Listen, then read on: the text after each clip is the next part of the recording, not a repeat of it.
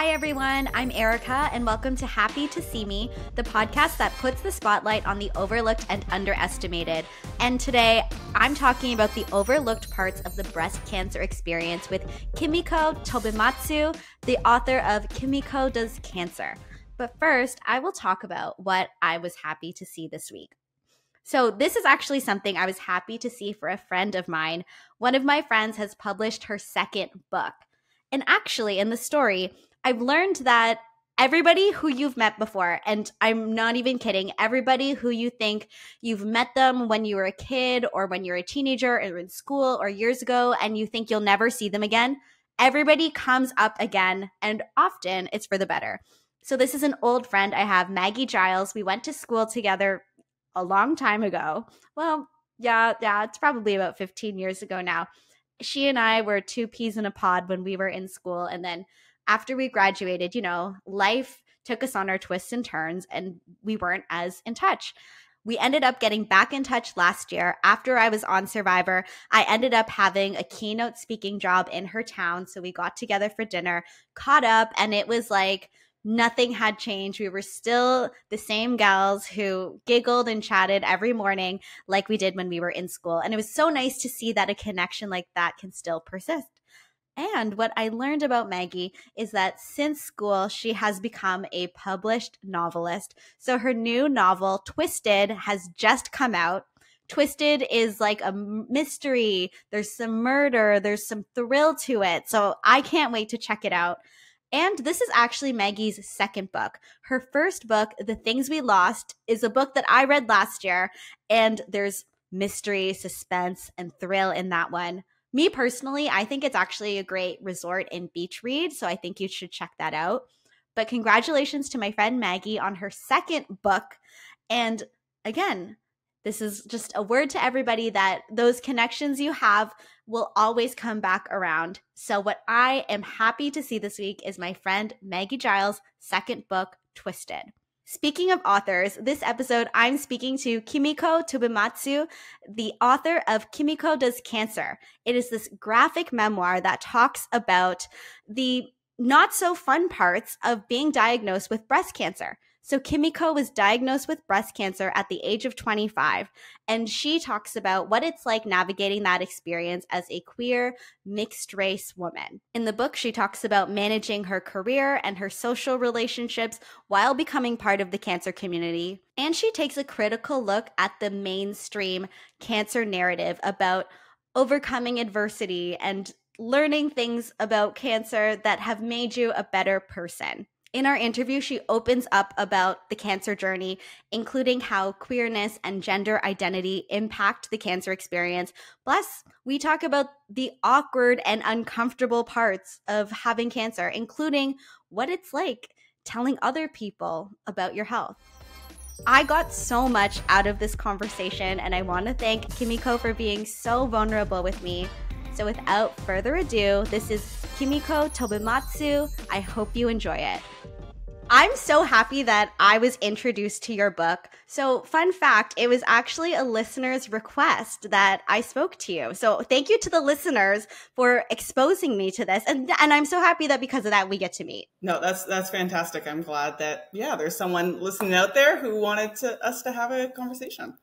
And this interview is going to come out in October, so I think it's so timely because what I loved about your graphic memoir, Kimiko Does Cancer, is that one, we get this really introspective look at what it's like going through the cancer experience. And then also we get a point of view that we don't normally hear during these cancer awareness months.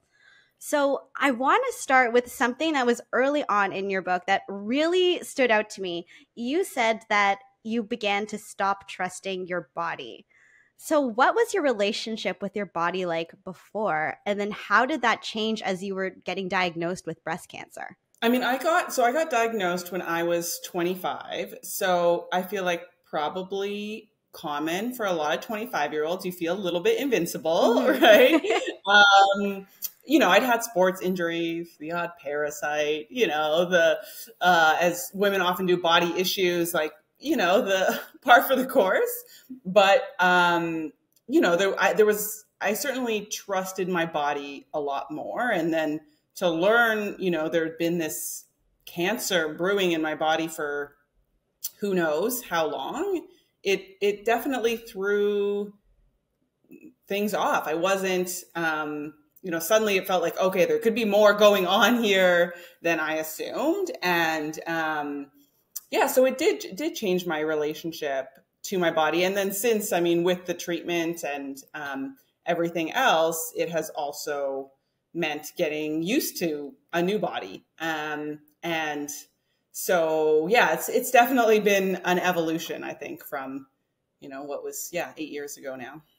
I could only imagine. I think about myself at that age as well. And yeah, you think you're invincible. You would never think that your body is something that you feel safe or unsafe in. It's just is something that is. And I could imagine how crazy it would feel to no longer trust this vessel that you've been in your whole life. Another line from the book that really stood out to me, because I love thinking about media, what we see in the media, and how that affects the way we think of ourselves and each other. So this line was, "The mainstream cancer narrative was so white, feminized, and apolitical, the peppiness seemed to gloss over the way cancer affected people differently based on race and class."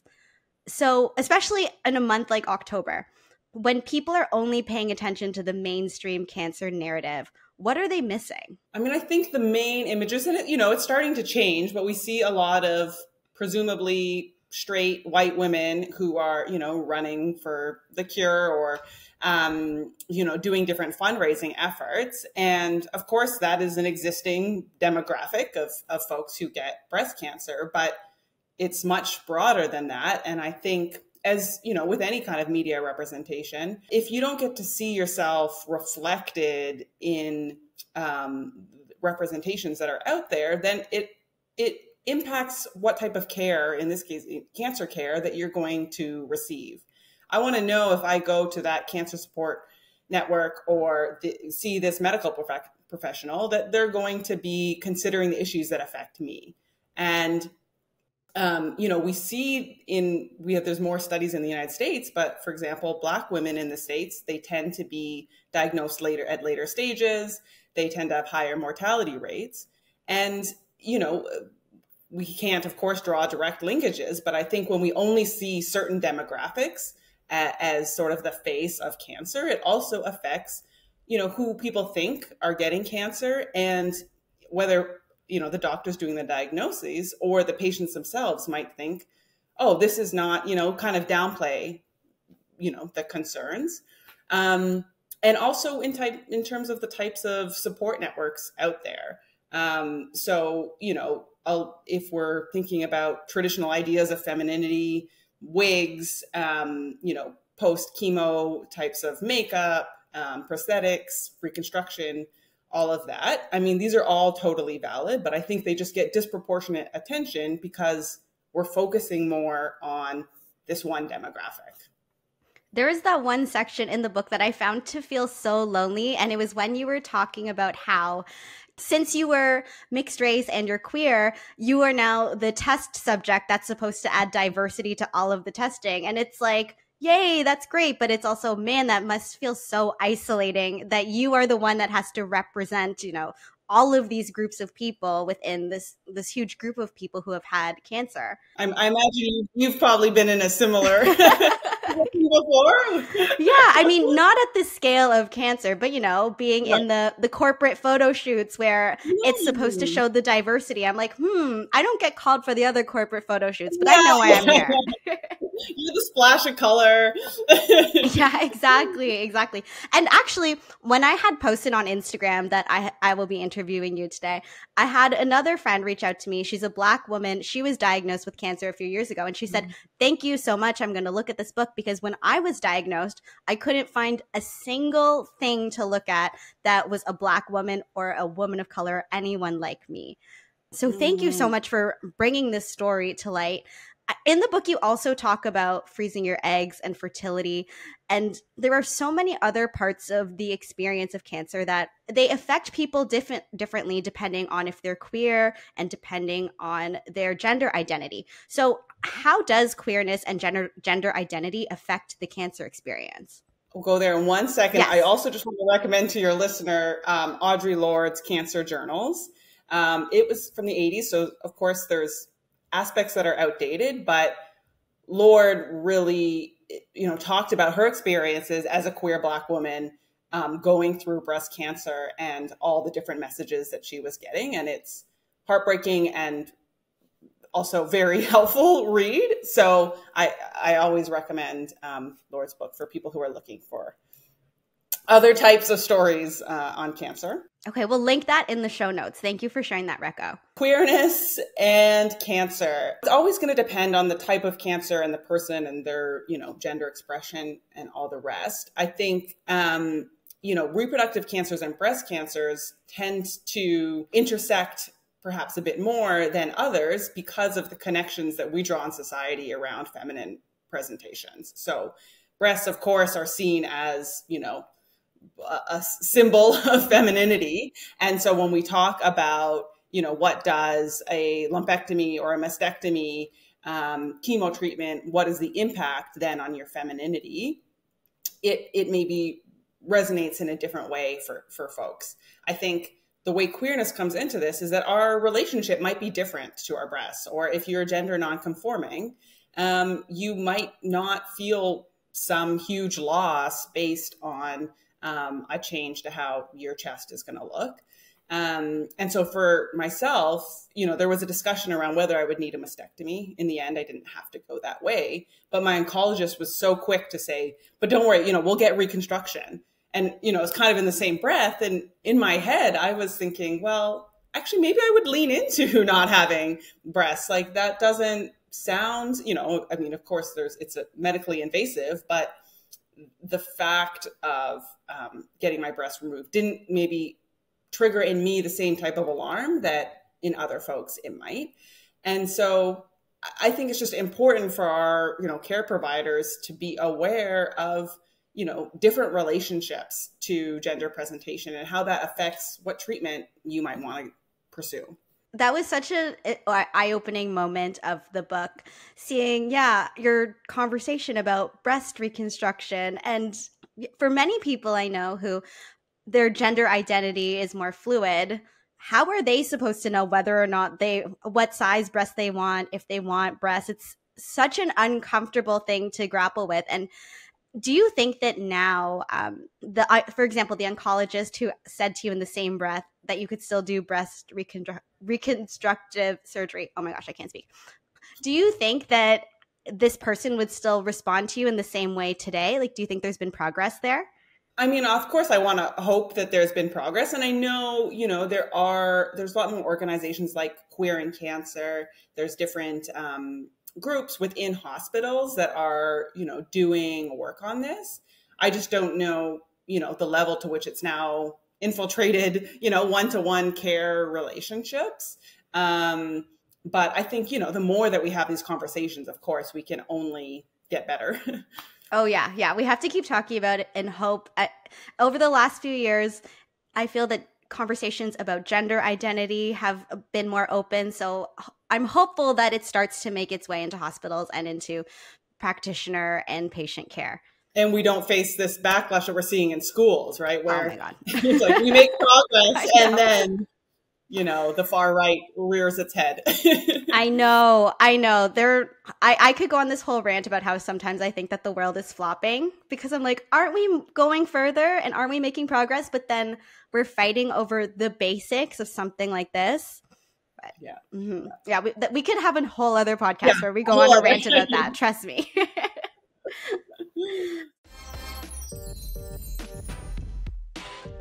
So I want to get back to your cancer experience because the book also talks about how having cancer affected the way that you relate to other people.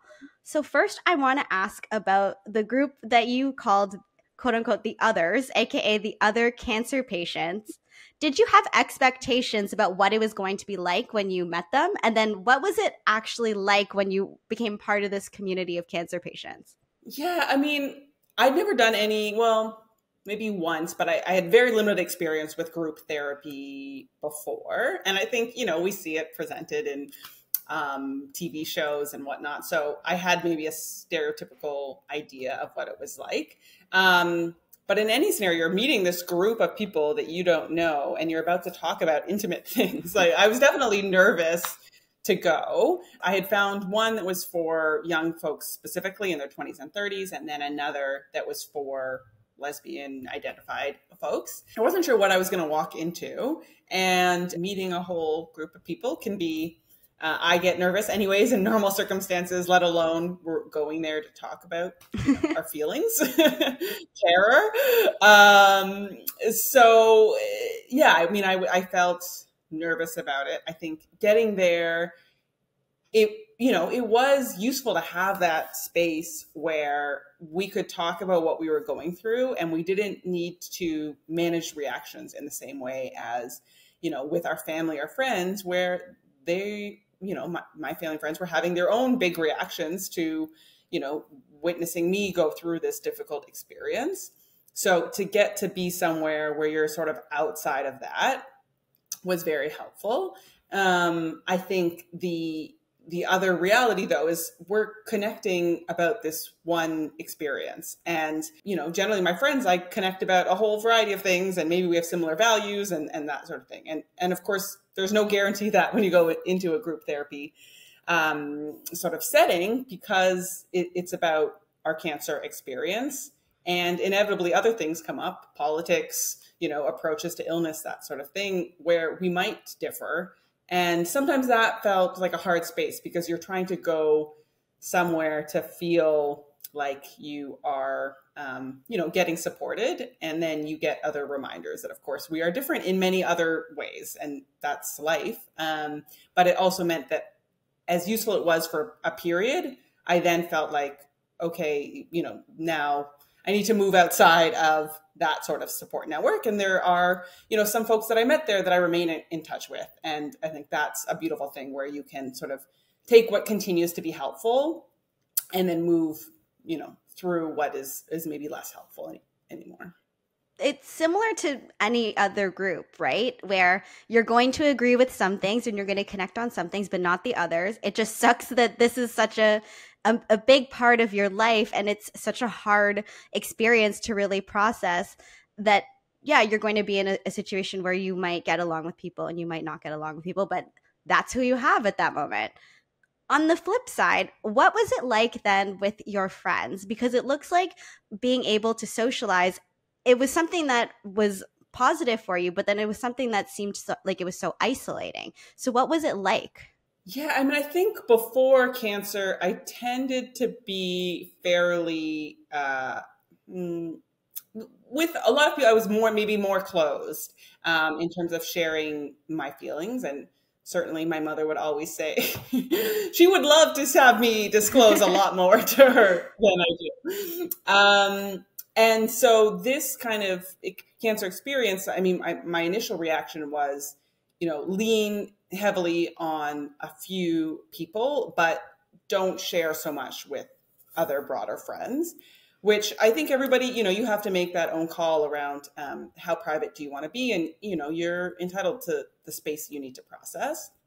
But I think the other thing I realized was I was going through this big thing, and it was going to change kind of how I came out the other side.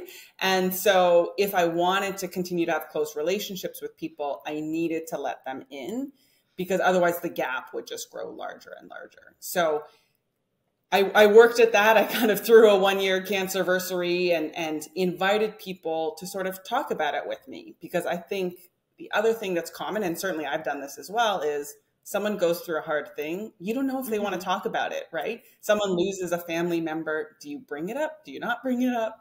And it's not as if, I only wanted to talk about my cancer, but I think I created that invitation for people to feel comfortable to bring it up with me, that it wasn't some taboo subject. And in fact, it was going to deepen our friendship if we did get into that sort of messier, more uncomfortable conversation. It must have been so hard to navigate all of that. Did any of your other friends have big health issues like this before, where you guys got, some level of practice, or were you the first one? I think I was probably, for cancer level, potential death. It's not that common. Yeah. But of course now, people have had all, sorts of varying levels of health issues. And I think it has also helped me realize ways like, oh, I can be a better support as well to folks, if I, engage in those conversations and that kind of thing. But yeah, it was sort of new territory, I think, for our my friends and family. That makes a lot of sense. Not everybody is having these near fatal medical situations so young.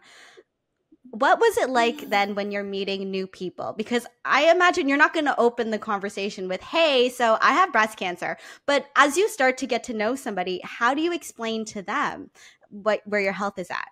Yeah, I mean, I think, it's evolving with time. Now I'm about 8 years out. And so it plays a less active role, I think, in my day to day, where it doesn't feel every new person I need to, drop this comment to. Certainly, some people ask if they learn that I wrote a comic, they're like, oh, what about? And then I almost like don't want to be the conversation killer. So sometimes I'm just like, about health issues that, I went through. I think I'm always sort of assessing, because cancer can be a bit of a weighty subject. So, sometimes it seems like, okay, there's this space to talk about this, and others where I would rather, just keep it moving. And so I gloss over it, particularly, in the years immediately afterwards. Yeah, it was a bit of an awkward thing where, I mean, I found out, they confirmed that it was cancer after my surgery, telling me that they had removed it. So at the same time, I'm finding out, yes, this definitely was cancer, but now you don't have cancer. So it was a bit of a trippy thing to experience those both at once. And then also know, and we're talking about years and years of treatment to prevent it coming back. And people, I think, kind of tend towards wanting a simple story. You had cancer, you got over cancer, you're better now. And for a lot of folks, that's just not the reality. Is sometimes it's you had to go through chemo and then you have chemo brain for years. In my case, it was hormone related treatment for years. And so to talk about cancer just as something that happened, at that one, surgery date, that doesn't resonate with what kind of my ongoing experience has been. So again, I'm always just assessing, does whoever I'm speaking with really want a long story, or they want a short and easy one? And then I kind of gauge the extent to which I divulge based on that. That's probably so much mental gymnastics every time you meet a new person, where it's like, okay, let me assess. Do they seem like they want this? Okay, let me figure out the easiest way to make this story not have any follow-up questions so we could just move on. That's a lot to do every time. And what you said was so interesting, where you said, oh, people want a story because, people want the beginning, middle, and end and want to know that you've beat it and you've moved on. And another quote from the book that really stuck out was, I wish getting it young meant that I'd paid my dues and was less likely to get it again. So do people underestimate the worry that persists, even though you're cancer-free now, but do people underestimate what it's like? I think it depends. I mean, sadly, lots of us either have, themselves experience cancer or, have a close family member or friend. So I think there is more awareness about that kind of ongoing impact. But certainly, some people want the more comfortable, easy narrative. And the reality is, I will be tested for the rest of my life. I'm getting annual scans, and well, that is fantastic that our, Canadian medical system will cover that. It's also a constant stress because it leaves me always wondering, are they going to find something this time? And, something new happens in my body and it means a whole bunch more scans because, the doctors are always going to be more cautious, which again is a great thing in many ways, but it also just means that there's that stress that is pretty regular. As I'm wondering, is it something in my body that is I'm predisposed for some reason to cancer? And the genetic test didn't suggest that was the case, but they also don't know why, someone at my age would have gotten it. So the unknown also just leaves that, the ongoing stressors for sure. That's probably such a weird thing to process, where there's no reason, according to the science, for you to be diagnosed with cancer, but that's just what happened and you have to accept it. Won the lottery. Have you bought a lottery ticket since then? I have, unsuccessfully, but that's actually my common Secret Santa gift. Because I feel like it's a good one, because you could be giving somebody, a few million dollars. I like that. So do you like to give, and hopefully do you like to receive them as well? I mean, based on your odds. Yeah, come on. Well, we've been doing Mean Santa lately. I don't know if you've heard it, but it's where you steal gifts. Yes. So everyone brings a gift, and then you get to pick one, and someone could steal that gift from you. Anyways, everybody ends up with one at the end, but there's a lot of thievery that happens in the process. So yes, I do often try, and if someone put a lottery ticket there, I would try and get it, but I'm also yeah. It's like, if you're going to have these bad odds, see if like these crazy odds are going to work out for you or one of your friends or family. Yeah. Another part of the book that was so interesting was you weren't sure how to really describe your health after, in terms of, do you have a disability? Do you have a chronic illness? And I never thought to consider someone who's recovering from cancer as having a disability. So have you been able to decide for yourself how you want to identify? Well, not how you want to identify, but if you consider yourself someone with a disability or a chronic illness? I think it remains a messy area, and maybe in some ways messier even as time goes on, because the types of accommodations or adjustments I need to make are decreasing. I still have insomnia and hot flashes, but my day-to-day I can carry on, with the occasional nap, much better than initially. The reality is, we shouldn't try and think of disability as something static. All of us likely at some point in our lives are going to have a disability, whether it's, later in life or something that happens during, when we're younger. And so I think it's an evolving thing, and maybe what matters more than the label is just, what sort of adjustments do you need to make, and what's the impact of that? But yeah, there's the forms that come up, and, they're asking, and do you have a disability? And so, sometimes you feel like you need to sort of pigeonhole yourself into, or I feel that way, whether I put in that category or, when there's like racial background, right? It's now, we're getting better at including more mixed race options. But I think, maybe more than the label, it's just thinking about, okay, what supports do I continue to need, and what is changing. That's such a good call out. I think anytime you have to check off a part of your identity in a box, like on a piece of paper, it's so hard. And really, it's not about the label. It's about, these are the certain accommodations or the certain considerations I need in this situation. Sorry if I have to, write that outside of the box, but it's not as simple as this label that people are giving me. Other thing that I thought was so interesting about the book was this mainstream cancer narrative about positivity. And it actually made me reflect on an episode that I did a few months ago now. I interviewed Catherine Reeford and Craig Ramsey. They are best friends who won the Amazing Race Canada. Catherine was diagnosed with terminal brain cancer a few years ago. And then now every 3 months, she has to do an MRI to tell her whether or not she's going to live the next 3 months. And then the two of them ended up winning Amazing Race Canada. Wow, so amazing. It got delayed by COVID, but she still managed to live, and she made it. And it was a very inspirational interview, and the two of them are awesome. Yeah, oh, really? Okay, they're great, awesome. Yeah. And the thing that I remember is Craig saying, but don't get me wrong, this is like an awful disease. This is so painful going through this. This is so hard. And I was thinking, thank you for saying that. Thank you for shedding light on this, because I feel as a society, we only see, the positive survivors, cancer made me a better person, cancer made me stronger stories. And I think that because we like to have nice stories, we don't necessarily see the uncomfortable parts of it.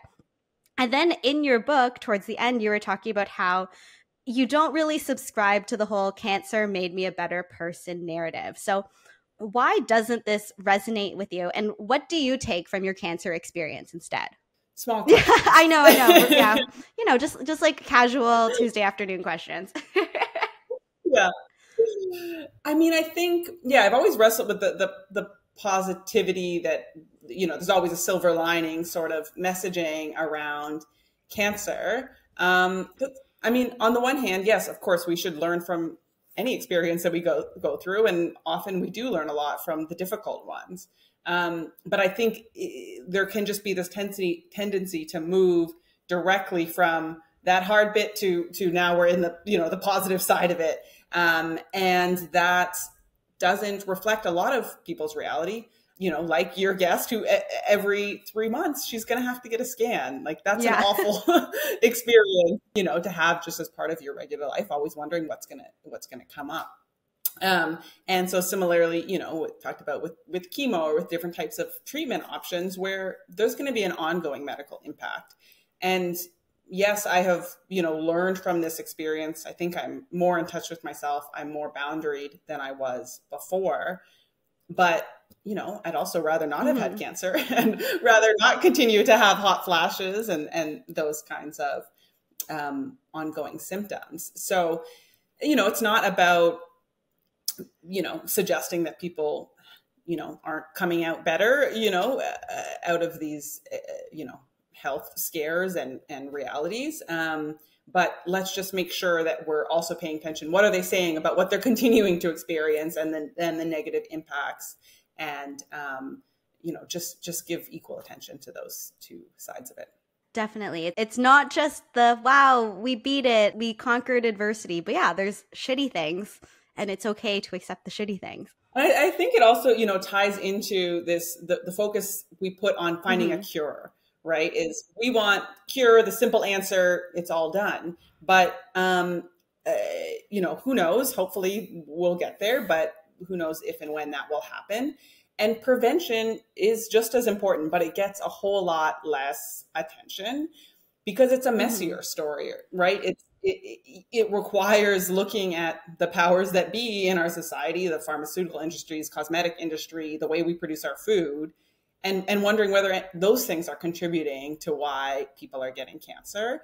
But it's a lot harder to get money from some big corporation if you're looking into, is some product that they're putting out there also, contributing to cancer rates. So I think, it's just part of this people sometimes are looking for that straightforward story. And then that can take us out of, a messier reality. For some reason, the prevention story is not sexy, but that one could arguably save more lives than the finding the cure story. For sure. And it's much more direct, right? Is we can make changes now. It doesn't get on the billboard so much. So let's say there's somebody who is on the receiving end of the conversation when they're first time meeting someone who has cancer, and then they do their mental gymnastics and they're explaining where their health is at. What tips do you have for people in terms of how to best respond in that situation? It's so hard to, talk in the abstract. I mean, I think main message, and we've, talked about this, is not just jumping to the positive. Like, I think, often a quick question I'll get is, oh, but you're in remission now. And again, that's okay. Yes, I had it and it was immediately gone. So I've technically been in remission, I guess, maybe, almost my whole journey through this. Yeah. You beat it so fast. Instantly gone. My body. So I think, that certainly is don't just jump to, and you're all good now, that kind of messaging. And also, I mean, just be an active listener, right? Are they wanting to talk? Are you getting the, signal that they're really looking for someone to hear what they have to say, or they feel uncomfortable and they don't want to get into it? If you're in the middle of a party, maybe they don't feel like crying. And so don't prod too much. But, I think that applies with, any conversation is taking your cues from the person who's speaking and what it feels like they want to share in that moment. If it's, a closer friend, I think don't be scared of bringing up the topic. And, you know, you can always assess with them. They might say, no, I absolutely do not want to talk about it anymore. And then, you know, of course, listen to that. But they might say, yeah, I would, you know, like it if you checked in every so often about it. You know, some of the friends that I have had difficulties with, I've told them, you know, especially, you know, earlier on, I want to be talking about this. And even with me directly, you know, vulnerably putting myself out there and saying that, they didn't pick up on it and they didn't kind of continue to bring it up. So, you know, of course, listen to your friend and what they're asking for and what they need in, you know, this moment. And it might change. And so continuing to check in about that. Thank you for that. It's, yeah, very case by case. And for anyone listening, and I will take my own advice as well, where, yeah, it's going to feel awkward because it's really awkward. Like, it's a weird conversation to have and it should feel uncomfortable. And that's okay if everyone feels a bit uncomfortable. Yes. I also, I made these greeting cards with the artist Keet, who illustrated beautifully the comic book. And so with the idea being what are kind of greeting cards that I would have liked to receive when I was going through this. So we call them like the tough times greeting cards. But it's, yeah, sometimes there's no right words. And you just need to share with your friend that you're there and available for whatever it is that they might need. So I think, yeah, part of our discomfort is sometimes feeling like we need to have the right thing to say, but sometimes there's no right. So just being present and available to them.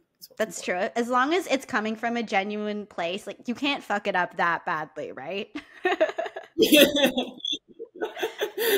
Well, I don't know all your listeners, but yeah. Okay, there's a chance you're still gonna fuck it up, but like you can apologize after. Yes. So can I ask, how are you doing today? Are you still a lawyer? How is your health doing? My health is good, other than, you know, some ongoing symptoms, but kind of all my scans and everything have all been coming back clear. So great. 8 years. This was actually the first year I forgot my cancerversary, which is St. Patrick's Day. I just used to say that I had my surgery because it stands out. So, I mean, I think maybe that's a good thing. I'm feeling like less, you know, impacted. So now I've been off the kind of cancer related drugs for about a year, just on some others to deal with ongoing symptoms. My oncologist said, you know, the benefits continue for 5 years after you're done. Okay, great. But what about the symptoms? But, you know, it's just so understudied in young folks. So they often just don't have the answers. But so, yeah, I mean, things are looking good that way. In my life, generally, a bit of an unknown right now. I did law practice in January. The joy to stress ratio was not suiting me. And so I'm not sure what's going to come next. I did some traveling, went to Japan, saw some of my dad's family and just toured around, which was great. And I've been exploring other interests like baking and cooking, working on the greeting cards, and yeah, we'll see what follows. I mean, you're in your eat, pray, love era, and you've already had cancer. So how bad can this era be, right? Or am I being like toxic positive now? No, I am trying to just, enjoy this period of unknown, because it is also, a special opportunity to, get to see what else I might want to do. Well, I hope you enjoy this period of exploration. You've certainly earned it. If people want to read your graphic memoir or follow you, where can they keep up with you online? So the book should be available at all your local bookstores. So check it out there. And you can find us at Kimiko Does Cancer on Instagram, sort of on Twitter, Kimiko Tobimatsu, but mostly just a placeholder. And we've got KimikoDoesCancer.com as well. Thank you for joining today. Thank you so much. I've learned so much. I think so much other people will too. It was really fun, getting to chat with you. Thank you, Kimiko, for that conversation. that opened my eyes to so many parts of the cancer experience and the complications that you don't really think about. Plus, it's helped me to really reevaluate how I'm going to approach uncomfortable conversations with friends, especially the ones about health. So thank you so much for all of that. Now, I will answer a listener question. So I don't normally answer hypothetical survivor type questions, but this one was a ton of fun. So we're going to talk survivor at the end of this podcast. So the listener question was, if you could make a survivor alliance with one of these celebrities, who would it be? And the options are Beyonce, Taylor Swift, Adele, or Ariana Grande. And I thought a lot about this, and I'm actually going to rank them. So one, they're all queens, respect all the ladies, go girls in music. So this is all purely for fun, okay? No fan bases come for me.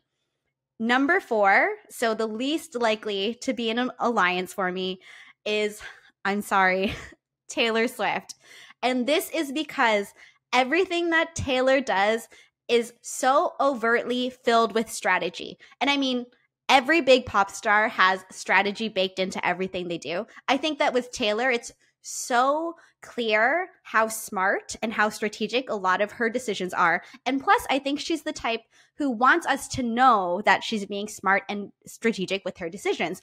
And I think that plays well in terms of the management and the growth of one's music career. But when it comes to Survivor, having someone who is so openly smart and strategic like that, it could make you vulnerable.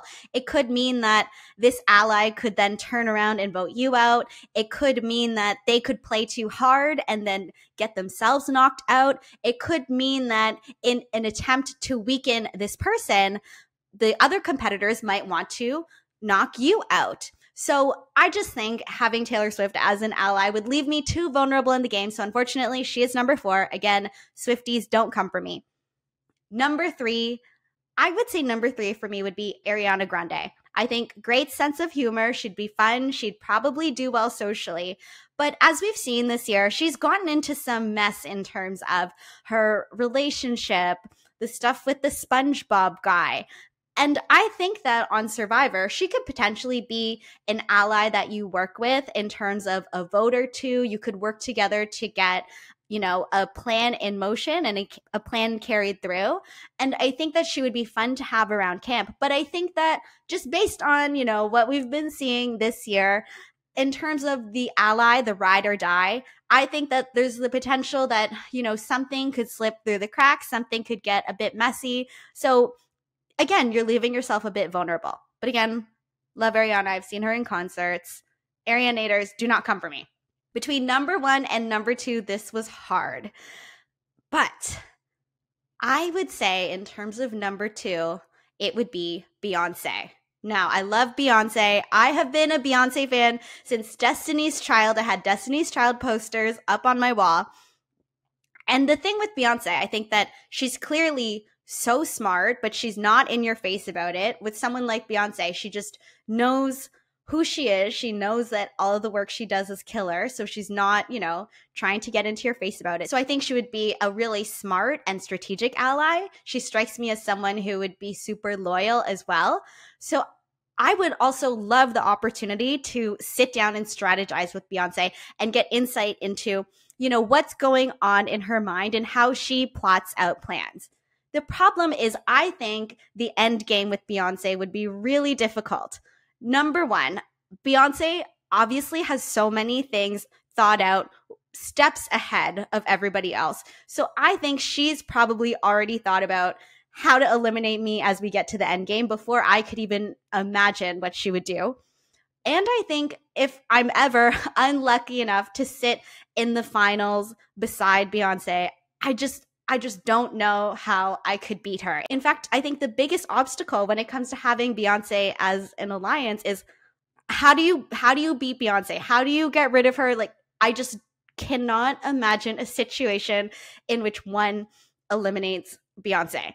And I think if it was a game where, we could get to the end as a team, great. I would love to work with Beyonce. But since there's only one winner in Survivor, I just don't see how she is not the winner. So unfortunately, that's why Beyonce is my number 2 alliance pick. I guess if I want an alliance where I'm okay falling on the sword, I would be fine with it being Beyonce and just knowing that at best I could come in second. But hey, if I'm playing to win, I have to make Beyonce number 2. And again, be how you don't come for me, okay? So then that means number 1 would be Adele. I think Adele, easygoing, good sense of humor, intelligent, knows how to get along with people. So I think she would be great in terms of having someone to trust, having someone that you like around camp. At the same time, Adele has had imperfect moments.